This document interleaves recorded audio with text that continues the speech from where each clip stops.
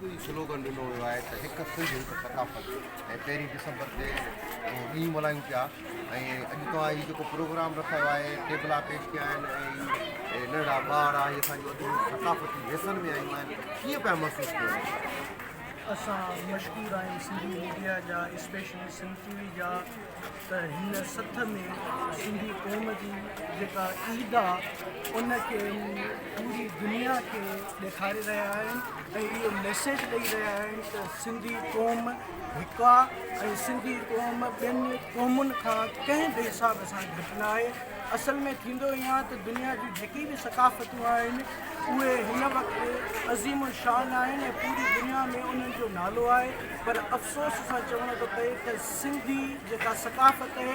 उनखे एतिरो सुरखरू न कयो वियो आहे, सिर्फ़ु ऐं सिर्फ़ु इन जे करे जो इन में असांजी ख़ुदि कुझु कोताहियूं आहिनि ऐं असां उहा दुनिया खे मञराए न सघिया आहियूं इंटरनेशनल लेवल ते,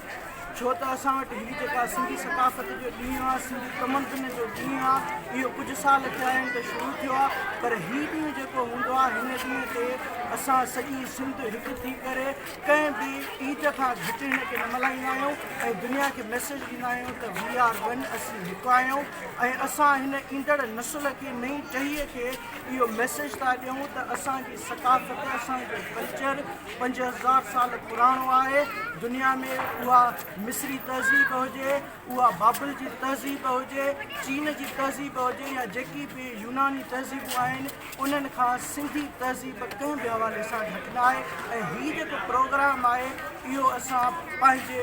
भाउ साकिब हकिड़ो खे डेडिकेट था कयूं